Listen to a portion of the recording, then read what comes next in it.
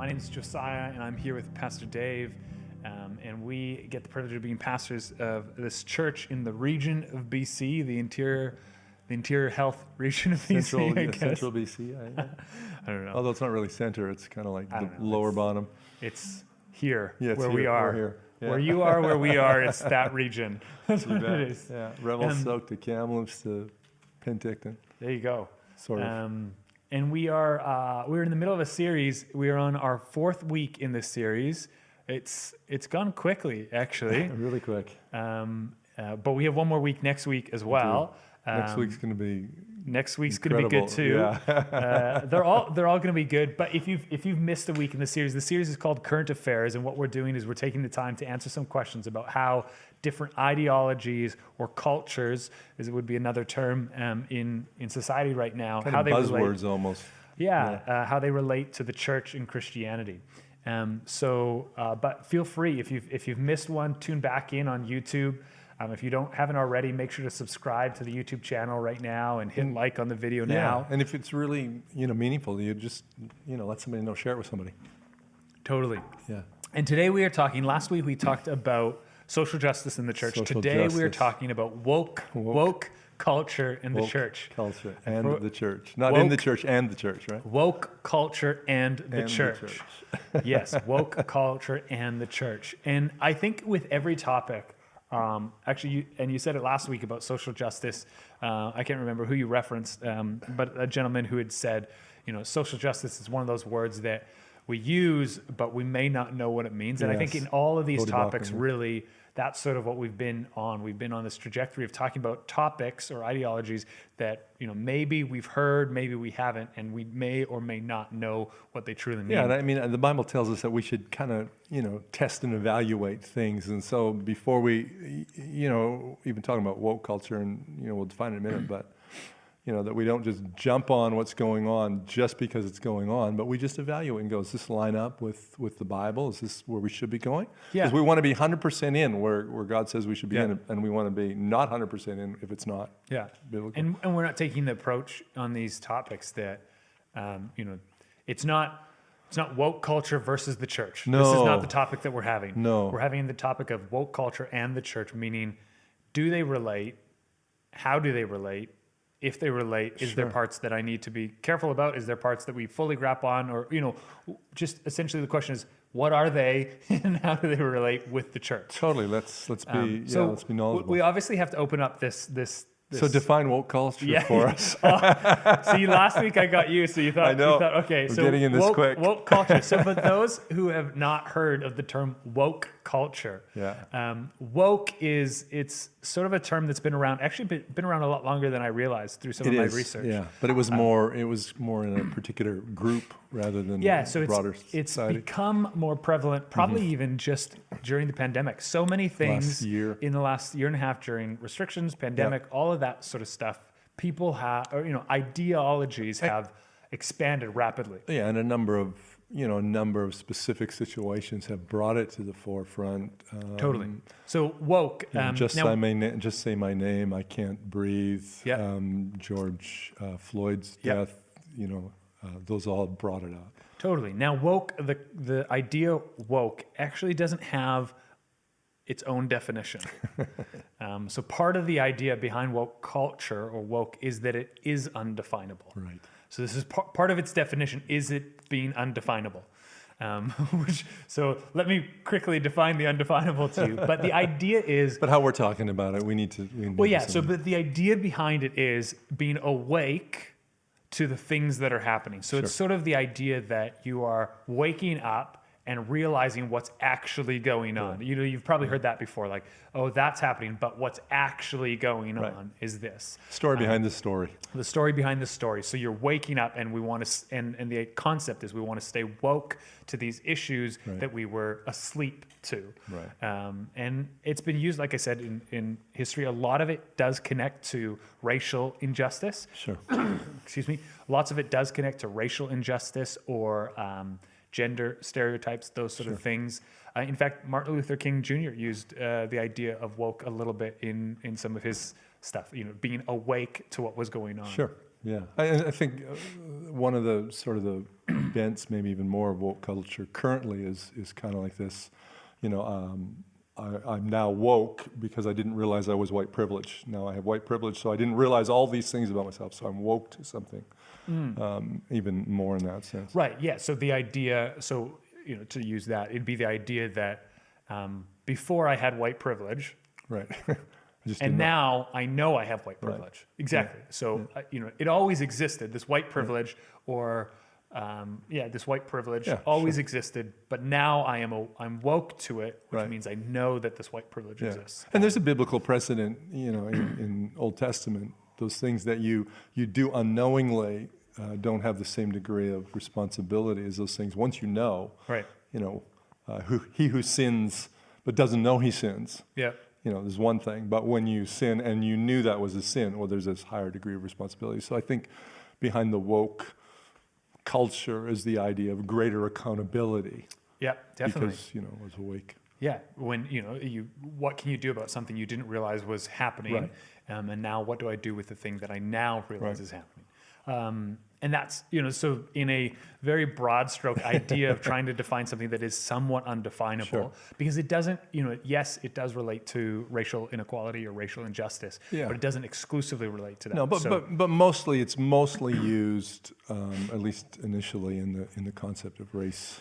Initially, yeah, but I don't think mostly is actually accurate. I think it is one of the terms, but it really is to be awoke to injustice that exists, that you have been playing a part in one way or the other, unknowingly. Sure. Right? So it's the idea of becoming no longer ignorant or naive. Right. Yeah. And so, all sorts of class injustice, race, sex, ableism, ageism, all those things and how they intersect and intersectionalization. Yeah.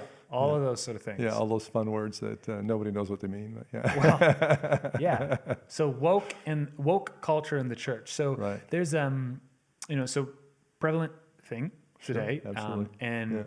I saw it actually throughout the U.S. political election, talking about some politicians being woke and some politicians being non-woke or asleep. What's unwoke?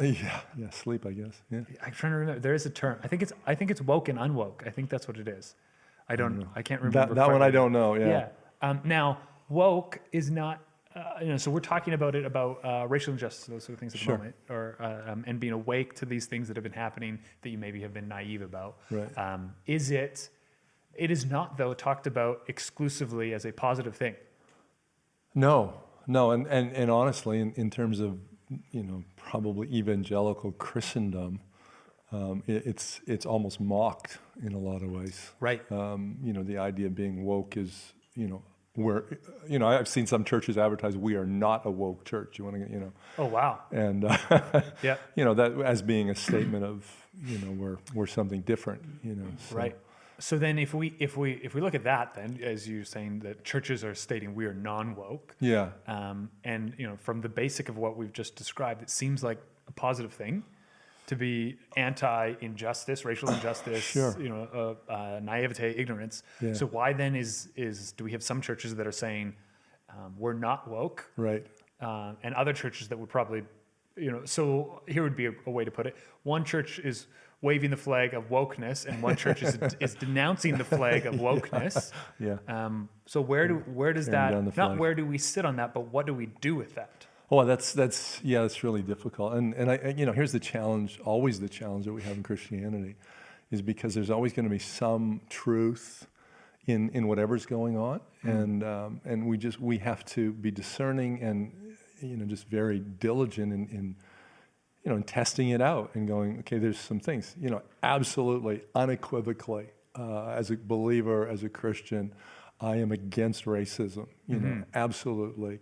The Bible is about equality, and we mentioned the term last week, imago Dei, and everybody's made in the image of God. So this absolute equality, and racism is anti-biblical, right? There's no question. But it comes down to, maybe again, kind of what we talked about last week when we were talking about social injustice or social justice, motivation and heart matters, and kind of the foundation. And so I think some of the stuff with woke comes out of, and not wanting to get too academic, but it comes out of this thought, school of thought, which is critical thinking or critical theory. Critical theory, not critical thinking. We can be critical thinkers, but critical theory. So a lot of times you'll hear it's critical race theory, around the whole woke concept. And, without going into great detail, critical theory is actually a Marxist idea, and I'm not trying to brand it, but that's where it comes from. Marx. Its origins are its Marxism. origin, Karl Marx and actually Sigmund Freud are Right. kind of two of the sources, and then it came through what's called the School of Frankfurt in the 1950s. And but what it sets out to do is it sets out to essentially, in a lot of ways, simplify world structure and social structure to be a series of either you are a group of, if you're in one class, you're an oppressor, and if you're in another class, you're the oppressed. So anybody that's, so like in woke culture, white privilege is the oppressor. White people. White people, and everybody else. All minorities. Anybody that's not white male, is the oppressed. Mm-hmm. And once we come awake to the reality that there's a systemic oppression going on, that's when we're woke. Mm. And that's where, in reality, that's where it starts to become problematic for me biblically and as a Christian. Not racism.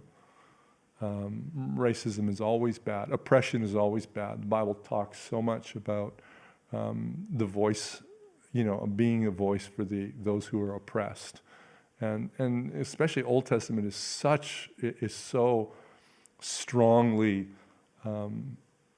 tuned to those that are oppressed. In fact, even what Jesus said in New Testament echoes that when he talks about when you visited me in prison. Mm-hmm.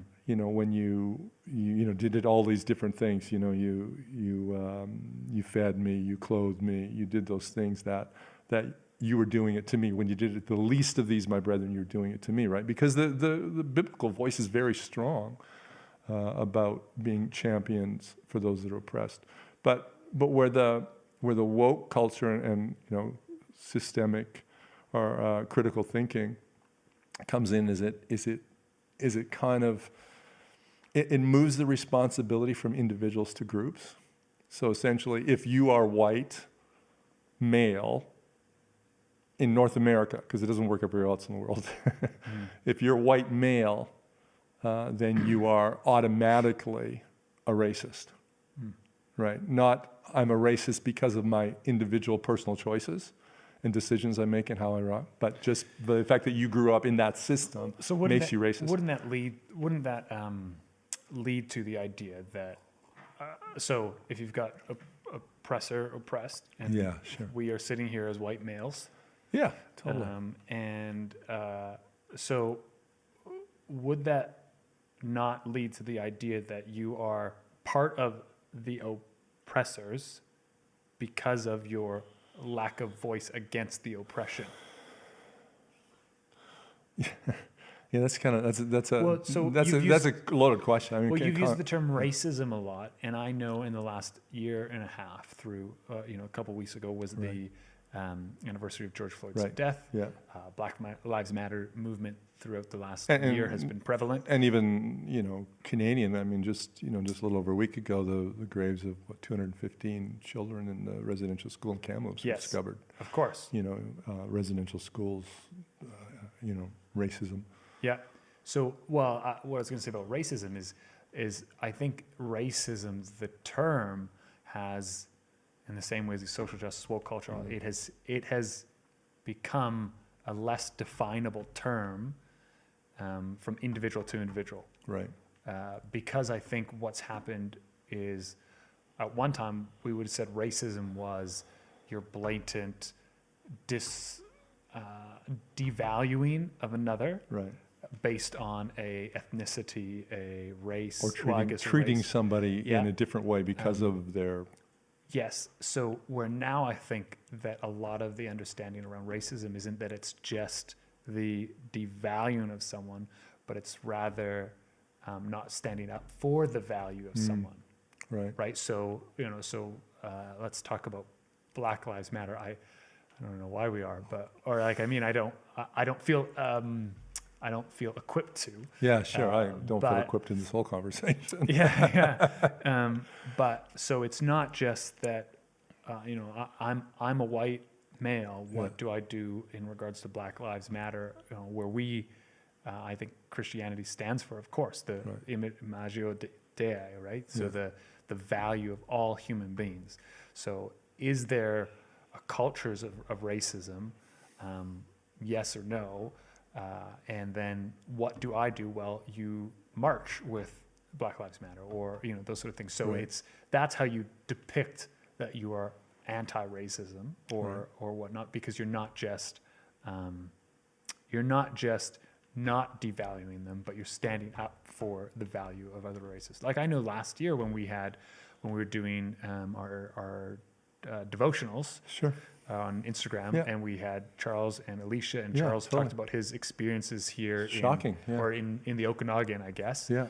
And I felt very ignorant and naive in that, listening to that conversation about how he was treated as a black man in the North Okanagan, where I would think, I probably wouldn't have believed anyone if it wasn't that I knew this person was.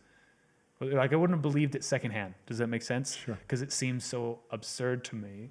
But the term racism has come to mean something different than just, are you devaluing another person based on the race, but are you standing up for the value?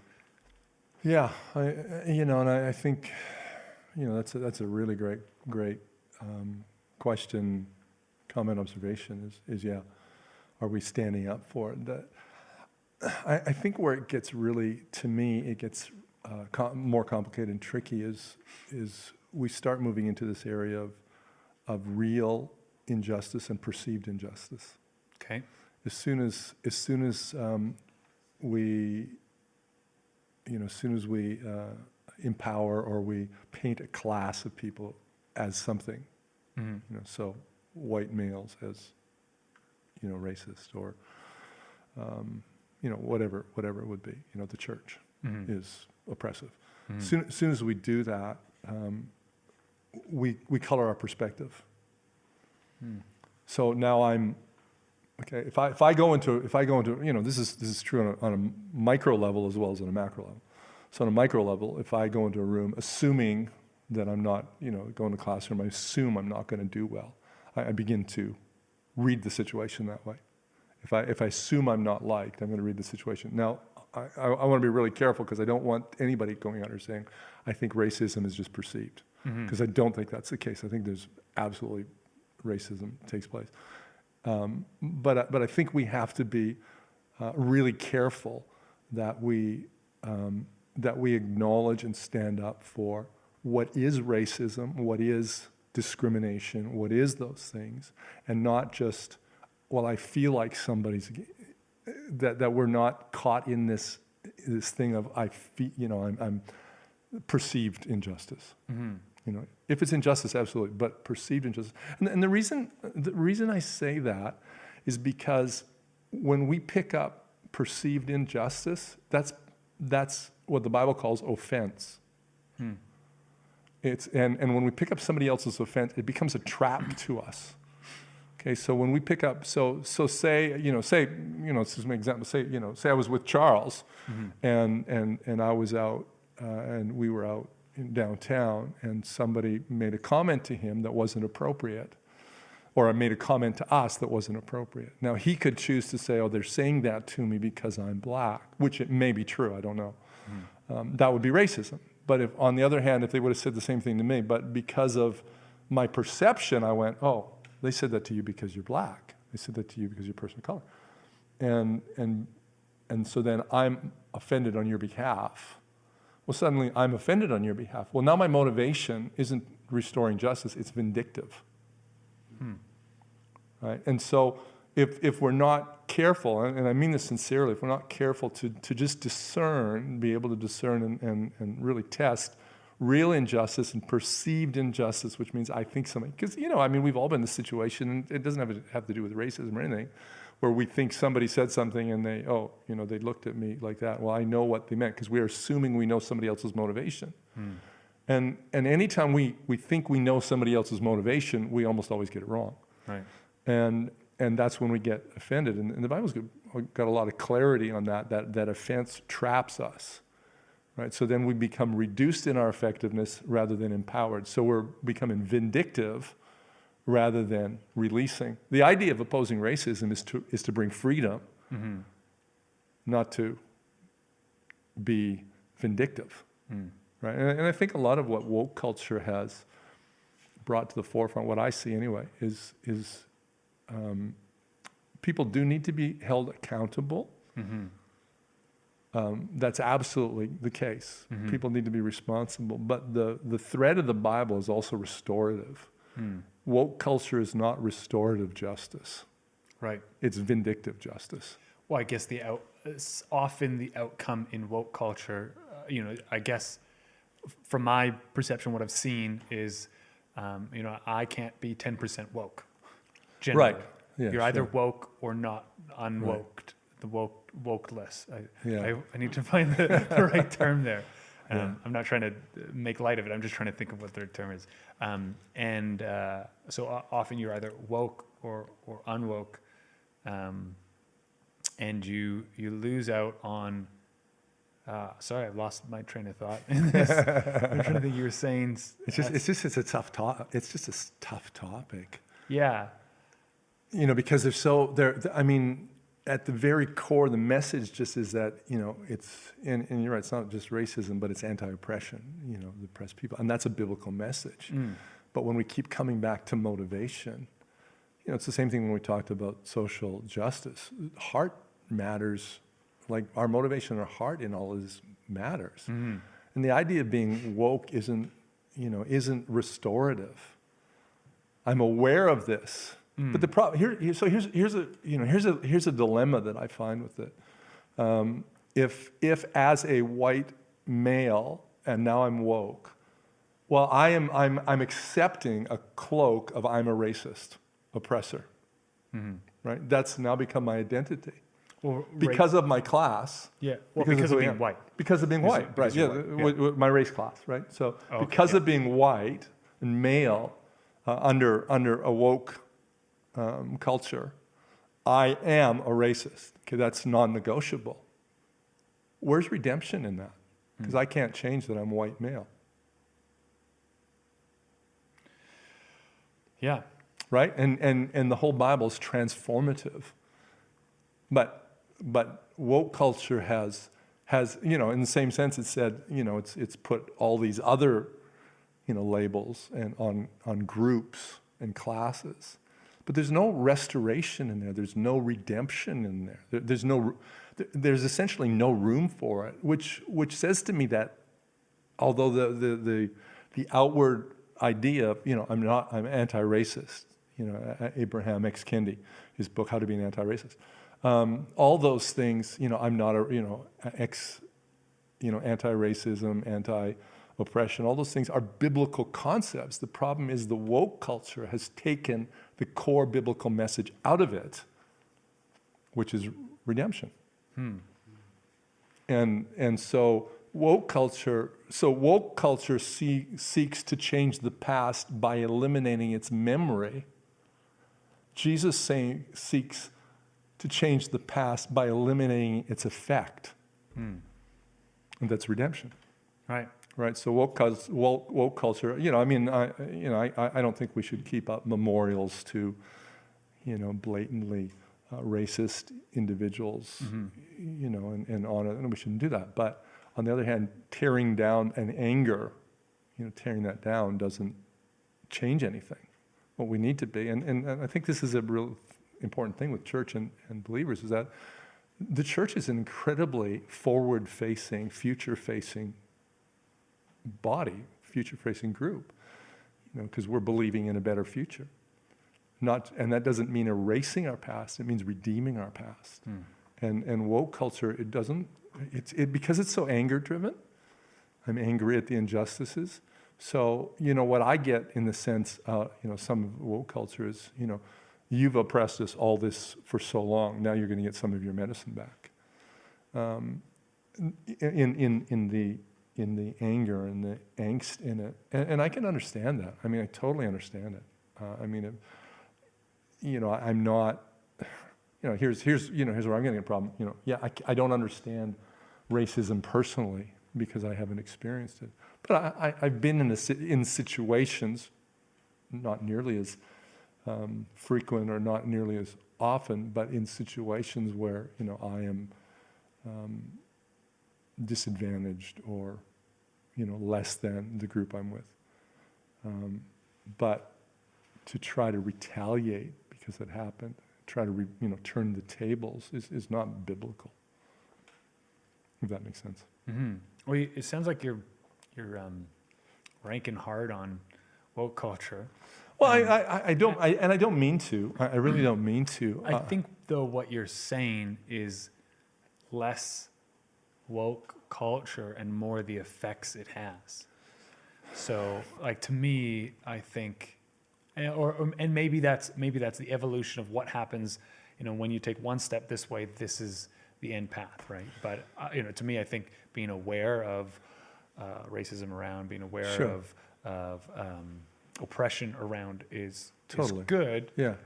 I think where I would take, question on some of what I see in woke culture is the belief that being aware of it then equals all are it, right? So, I really have appreciated becoming more aware of how racism affects or sexism affects. Totally.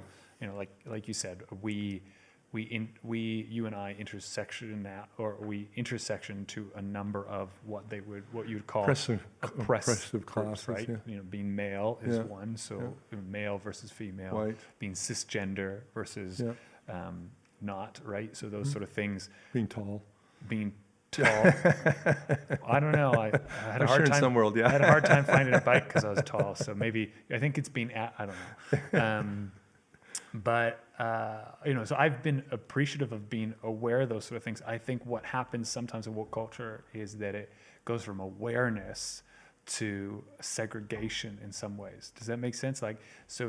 From aware of these injustices or these issues to I am now defined by my class, not by my individual.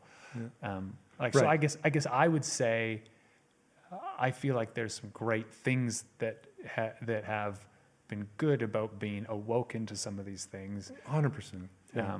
But some of the byproduct, like you were saying, wherever I lost my train of thought, and now if you were to blend these together, no, it was just talking about that you're not a percentage of woke, you're either woke or unwoke, which the outcome of that is what we've found to be cancel culture. Yeah, because you're canceled because you're woke or which you're again, unwoke. there's no redemption. Right. And that flows through so much. What's happening in culture right now is not, whether it's woke or cancel culture or anything else. It's this binary. You're either black and white. You're either For all those who for don't us know what or binary is, all for us or all against us. Right. And which is not, again, that's not a biblical message.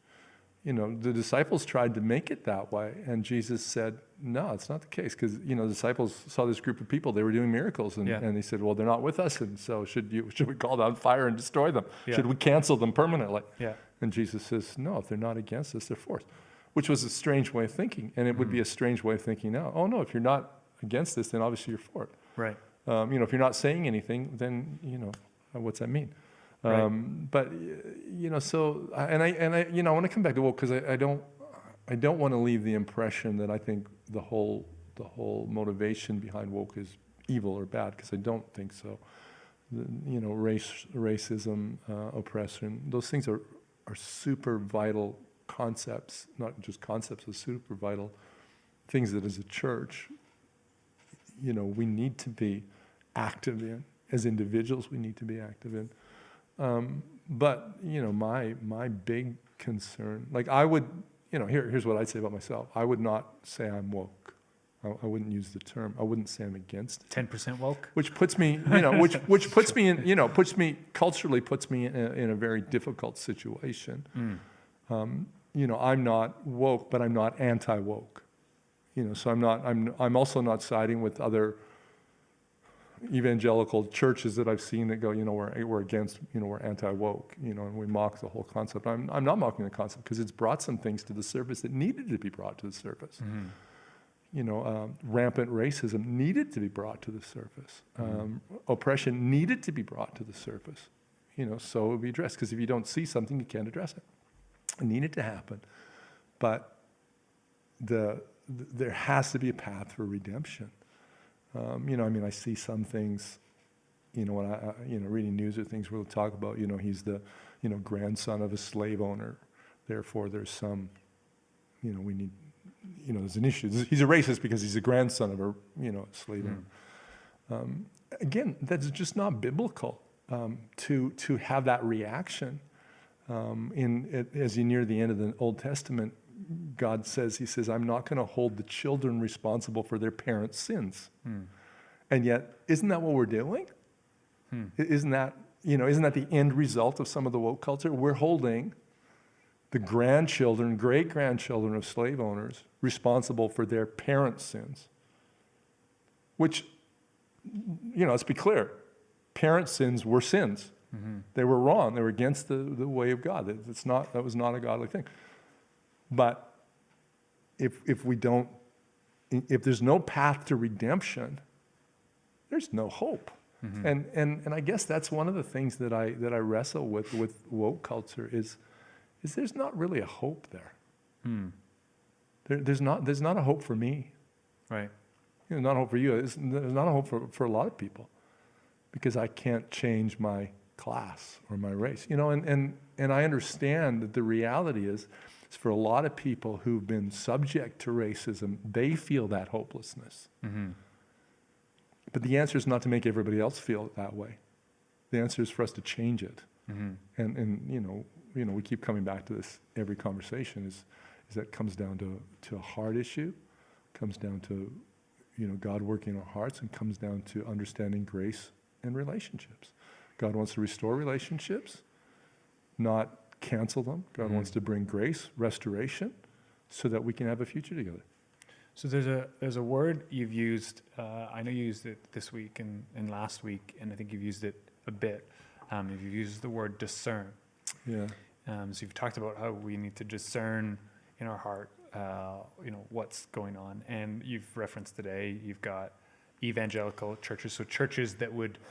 By evangelical, that means churches that are in a similar belief system as we would be. We're evangelical. So you've got evangelical churches that are anti-woke, these sort of things. Now, I would argue, well, isn't that them discerning?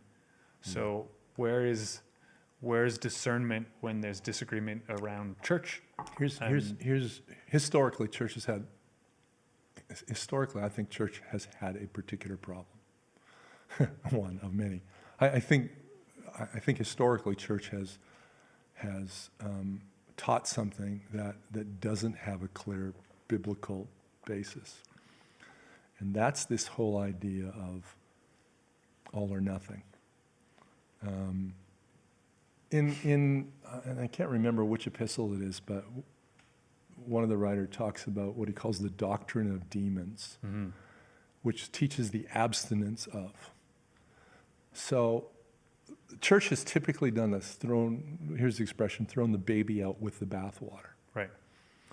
We don't acknowledge that woke culture has brought to light some things that we need to bring to light. Instead, we went, there's bad stuff here. Throw the whole thing out. Right. Church has a hard time with grace. Yeah.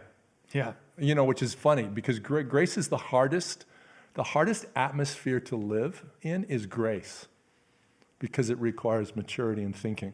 I mean, let's be honest. Woke culture would be easy for the church if we just said it's right or it's wrong. Yeah. Yes. Right? Woke culture's right. There you go. Simple solution. You don't have to think for yourself. You don't have to sort it through. You don't have to look at your own attitudes. You don't have to look at your own thoughts or your own heart. Just follow that. But that's not grace. Grace is like, I got to look at this and say, here's the key. Everything's permissible, but not everything's beneficial. And so I have to discern it through that lens. Is this beneficial? I'll tell you what, bringing racism issues to light is beneficial. So it turns my heart. Listening to Charles and Alicia talk about that, my heart was aching for them. That's beneficial, right? Being vindictive, trying to get judgment or justice as a result of that, not so beneficial. The problem, somebody says this, I heard this years ago, and it stuck with me. This is the problem with the eye for eye and a tooth for tooth is two people lose an eye. Nobody gets one back. And that's not the message of the New Testament. The message of the New Testament is restorative, not vindictive. I don't know if we're getting... Well, yeah, I think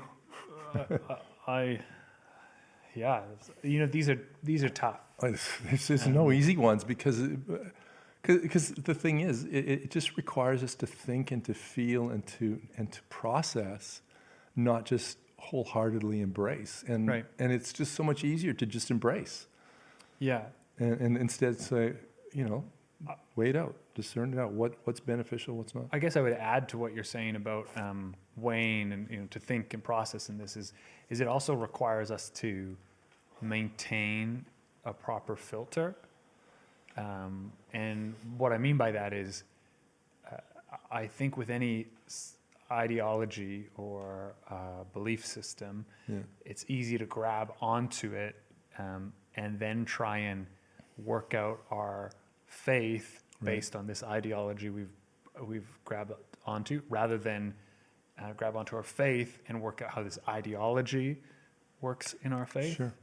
Right? So it's not just it's not just woke, cancel culture, purity culture, any of these sort of things, but it's actually let's define that representation by what has Jesus said, what is Jesus's, so you've brought it back quite regularly. Okay, well, the gospel is restorative. So woke is now let's look at that in the idea of how does that become restorative? Right.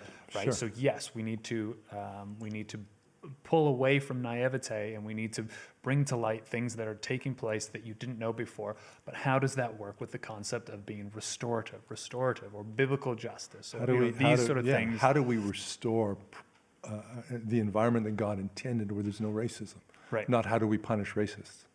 Right. Right. And not that we don't hold people accountable, but that's not our end goal. Our end goal is let's restore that. We're all made in the image of God. Right. Because the point of the Bible is that everyone would be reconciled in God. Right. So that becomes the point. Yeah. No, I think that's terrific. Just bringing that back to, okay, let's take any of these societal things and let's filter them back through what Jesus is saying, what God has said, what biblical representation of that is. And I think, just on even like a broader spectrum, when I think about some of the mindsets that produce woke culture, that produce cancel culture, is stereotyping. We conclude that,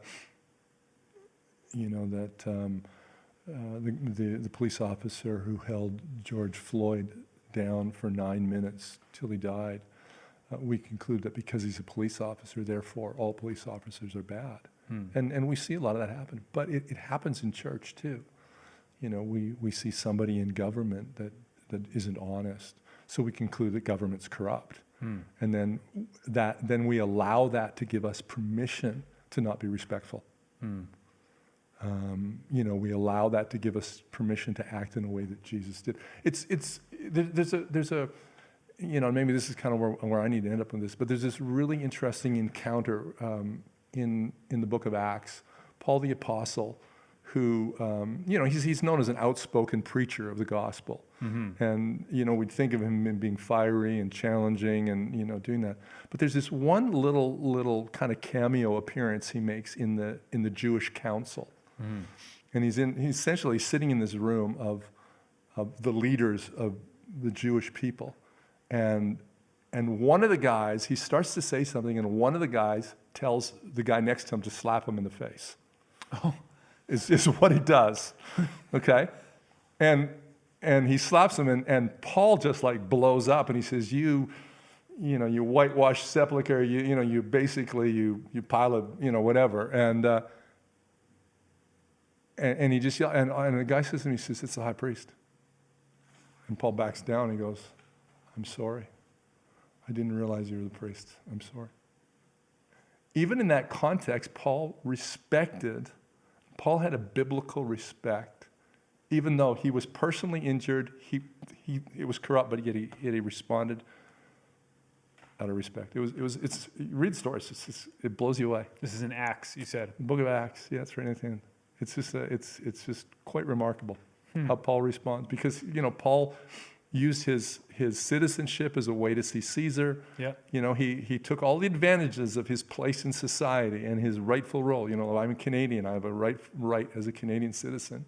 Paul wasn't a Canadian. No, but I'm just bringing in the context. I have all these rights as a Canadian citizen. Yeah. And yet he didn't use that in a disrespectful way. And when he went, I was mistreated. I go, oh, I'm sorry. Yeah. It's a very interesting scenario, because we have so much stuff going on even now, with all the COVID and everything else, where, we want to kind of blanket categorize government, or Groups, categorize anti-vaxxers or pro-vaxxers, all that stuff, and we blanket categorize them and lose respect. And yet the Bible says, no, there's something else. Let's not do that. We're individuals, and, we're individually accountable for God. So it's pretty interesting. Well, that's I'm shocked to have you share a Bible story from the book of Acts, nonetheless, not like some obscure, prophet or Leviticus or something like that. But I would be surprised to hear who else knows the story that you're referring to. That's interesting. But we'll look it up in Acts. I'm sure it's sort of like an aside. It's just a little cameo. Yeah. Acts 23. Acts That's what 23. the teams. See, they were. Text have told us they've been checking it out. They were fact checking. We're getting fact checked. It was a fact check. We're getting fact checked. It's good. Mid-service fact check. It's good. It's good. Yeah. It's a really interesting insight into Paul's, because he seems very anti-establishment and but there's this insight into Paul's character. He used his legal rights to him, but yet he never lost his respect. Yeah, no, that's fascinating. I think that's got to be the best way for us to end this conversation on woke culture. Couldn't ask for a better way to end that. Wow, that's absolutely terrific. Well, thank you everyone for joining us again for this conversation. And Hey, should Dave, we mention, just kind of some of the stuff coming? Because like a week and a bit ago, they made some changes. And yeah, I'll mention that again. But what I want to talk about is, so this was our fourth session in this series on current affairs. Next week, we're going to be talking about another one and concluding with faith deconstruction. Everything we talked faith about. deconstruction and the church. Again, sort of a word that we'll get to define next week a bit, but we'd really want you to tune in and be a part of that. Tune into any of the previous services, hit subscribe, hit like. As Pastor Dave mentioned, a week and a half ago, there were some changes in the public health order. Right. So we're doing some stuff and so there's some things that we just want to make sure that you're in the know about. Firstly, is we're going to be continuing these series this way after next week when we do faith deconstruction and the church. The following week is Father's Day. So that is June 20th. And on June 20th, we're going to be doing similar to what we did on Mother's Day. So it'll be a conversation on fatherhood with Pastor Dave and Pastor Kim. And then after that, from that final Sunday, so June, or after Father's Day, so June 27th until Labor Day weekend in September, we're going to be doing a series called Voices and Stories. And Voices and Stories is going to be 20 services, micro services, so under half an hour. They're going to be released twice a week, and we are going to have a different voice in each of those. So what that means is you'll hear from someone I'm across going to use my region. Grover voice. I'm going to use my Elmo voice. So it'll come from someone from our church across the region is going to share a 10-minute devotional or their testimony, their story. So those are going to be really powerful, really exciting. Looking forward to it. And then during the summer, we are going to prioritize two things. building. We're going to prioritize community building and getting around worship and prayer. So you won't see us in the summer, you will not see us do in-person services on Sundays at 10 a.m. like we would have historically done. Yeah, and part of that too is that the restrictions still haven't changed sufficiently for us to do service like we would. But we don't know when they'll change that way and whether they get pulled back. And this is just the trajectory that we're on. Yeah. I think irrelevant of whether they change, Right. this is the trajectory we're on. And Yeah. what we're going to prioritize is getting together, whether that be Absolutely. around men's breakfasts, women's Barbecues. wine nights, or How come the women get vacation wine, though? Bible school, or those sort of things. And you'll Guys have, get beer and wings, I guess. yeah. Well, I don't drink beer or eat meat, so that doesn't work for me. And tofu wings does not sound exciting, and near beer doesn't. Anyways, but we're community gatherings in that capacity, as Family, well as yeah. things like worship nights or Yeah. worship events, prayer gatherings. So we're going to be gathering still around the sacraments and those sort of things, Absolutely. but just not specifically Just not a regular a Sunday regular service. Sunday Like we knew in the in-person past, gathering. yeah. Until September, then we'll be doing that. Looking at that But again. that is all the details for that. We have communion taking place right after the service. Yep. Please join us on Zoom. On Zoom, you'll see that the link that there. link that you see there will be live for another minute once we close here. And if you miss the link there, you can go to our website and just click through to the actual website. Don't go to the Sunday service, but click to the website. Links are always on the Links website. there, yeah. That's right. Well, that's it.